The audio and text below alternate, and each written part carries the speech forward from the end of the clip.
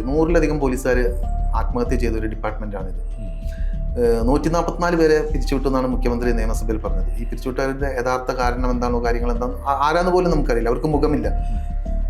പക്ഷെ കഴിഞ്ഞ വർഷം ജൂണിലോ ജൂലൈയിലോ ആണ് കാസർഗോഡ് ഒരു ജില്ലയിൽ ഒരാൾ മരിച്ച വാർത്ത വരുന്നു, ആലപ്പുഴ ജില്ലയിൽ വേറൊരാൾ മരിച്ച വാർത്ത വരുന്നു. നോക്കുമ്പോൾ ഒരു 6-7 ദിവസത്തിൻ്റെ ഇടയിൽ 5 പേരാണ് പോലീസിൽ ആത്മഹത്യ ചെയ്യുന്നത്.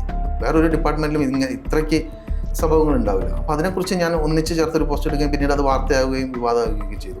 അപ്പോൾ ആ തരത്തിലുള്ളൊരു എത്രയൊക്കെ പ്രശ്നങ്ങളുണ്ടെങ്കിലും ഒരു ആത്മഹത്യയെക്കുറിച്ച് ചിന്തിക്കേണ്ടതോ അല്ലെങ്കിൽ പോലീസ് വിട്ടു പോകണം എന്നുള്ള ചിന്ത എനിക്ക് വരാതിരിക്കാൻ ഞാൻ ഈ പറയുന്ന പ്രതിരോധം കൊണ്ട് എന്ത് പറഞ്ഞാലും എനിക്ക് തിരിച്ചു പറയാനുണ്ട്.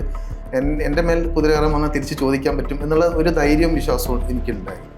പക്ഷെ അതില്ലാത്ത പോലീസുകാർ ഒരുപാടുണ്ട്. അപ്പം ഇതുകൊണ്ട് തന്നെ എനിക്കൊരിക്കലും പോലീസ് ജോലി മടുത്തിട്ടോ ഞാൻ ഫ്രസ്ട്രേഷനോ ഒന്നും ഉണ്ടായിട്ടില്ല. അതുപോലെ തന്നെ എൻ്റെ ഏൽപ്പിച്ച ഒരു ജോലിയും ഇന്നുവരെ പെൻഡിങ് ഇല്ല. അതിപ്പോൾ എൻ്റെ കൂടെ വർക്ക് ചെയ്ത്, അപ്പം ഞാൻ പത്തനംതിട്ട പോയപ്പോൾ അവിടുത്തെ SHO മാത്രമായിട്ടാണ് നമ്മൾ ഒരു അങ്ങോട്ടും ഇങ്ങോട്ടും ഇല്ലാതിരുന്നത്.